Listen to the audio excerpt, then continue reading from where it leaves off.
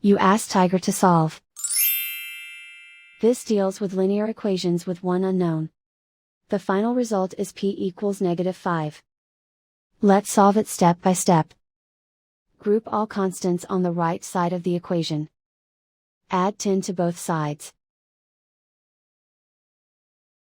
Simplify the arithmetic.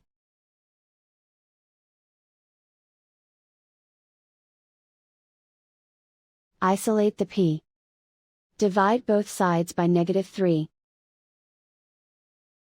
Cancel out the negatives. Simplify the fraction. Move the negative sign from the denominator to the numerator. Find the greatest common factor of the numerator and denominator. Factor out and cancel the greatest common factor. And so the final result is p equals -5.